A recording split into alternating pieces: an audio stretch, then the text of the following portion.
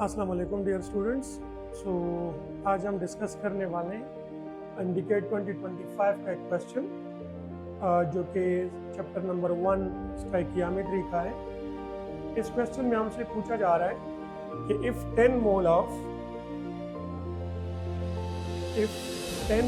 of magnesium react with axis of oxygen. तो already question में हमें बता दिया गया है कि ऑक्सीजन एक्सिस अमाउंट में है, इट मीन्स कि मैग्नीशियम हमारा लिमिटिंग रिएक्टेंट होगा। ठीक है, अब हमने क्या कैलकुलेट करना है, हमने थ्योरेटिकल यील्ड कैलकुलेट करना है प्रोडक्ट का जो कि यहाँ पे बन रहा है, और वो कौन सा प्रोडक्ट है, मैग्नीशियम ऑक्साइड। तो सबसे पहले हम क्या करेंगे, इसके लिए हम बैलेंस केमिकल इक्वेशन लिखेंगे। आज इस क्वेश्चन को सॉल्व करते हैं। तो सबसे पहले बैलेंस केमिकल इक्वेशन लिखेंगे।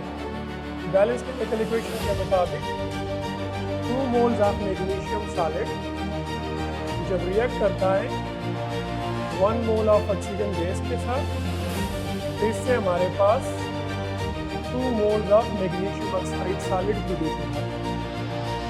इस क्वेश्चन में ऑलरेडी हमें बता दिया गया है कि जो ऑक्सीजन है ये ऑलरेडी एक्सिस में है।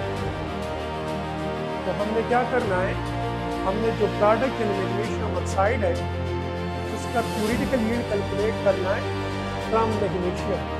तो इससे हमने इसके यील्ड को कैलकुलेट करना है। तो चूँकि हमें मैग्नीशियम के मोल्स केवल है, लेकिन ऑप्शन में हमें जो प्रोडक्ट के अमाउंट दिया गया है वो एक्चुअली मास में है, तो इसलिए हमने इसको मास में कैलकुलेट करना है। एक तरह से मोल मास कन्वर्जन, इसमें हमें गिवन मोल्स और कैलकुलेट हमने मास करना है।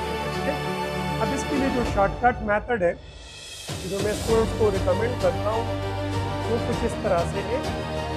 हम इस तरह करेंगे, सबसे पहले मैग्नीशियम और मैग्नीशियम ऑक्साइड का मोलर रेशियो लिखेंगे जो कि हमें बैलेंस केमिकल इक्वेशन में दिखाई दे रहा है, मैग्नीशियम रेशियो मैग्नीशियम ऑक्साइड।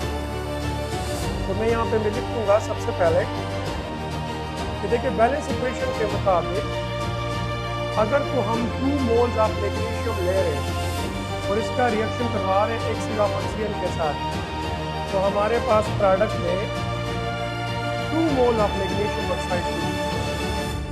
हम इस रेशो को मजीद सिंप्लीफाई कर सकते हैं कि R 1 मोल ऑफ मैग्नीशियम अगर हम ले रहे हैं तो ये हमें 1 मोल ऑफ मैग्नीशियम ऑक्साइड देगा।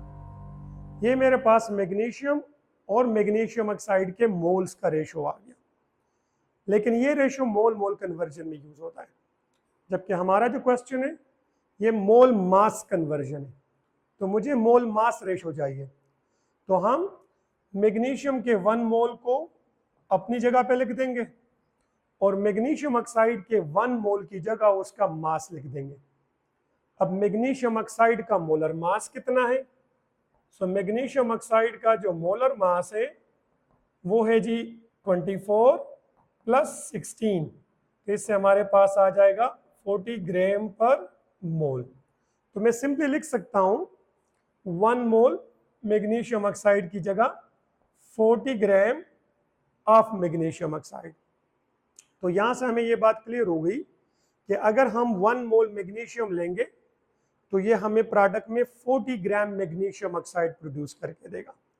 अब हमने कितने मोल्स लिए हैं मैग्नीशियम के क्वेश्चन में, 10 मोल हमने लिए हैं,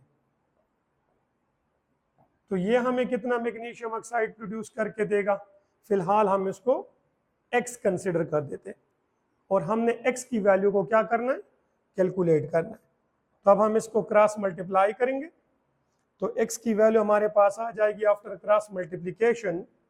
जब आप इस इक्वेशन को रीअरेंज करेंगे तो x की वैल्यू आ जाएगी 10 मोल जाकर 40 ग्राम के साथ मल्टीप्लाई हो जाएगा, तो ये हो जाएगा 40 ग्राम मल्टीप्लाई बाय 10 मोल और 1 मोल नीचे डिनोमिनेटर में आ जाएगा। सो मोल यूनिट के साथ कैंसिल हो जाएगा और फाइनली हमारे पास x की वैल्यू आ जाएगी 400 और यूनिट कौन सा होगा, ग्राम। सो हमारा करेक्ट आंसर क्या हुआ, 400 gram is the correct answer.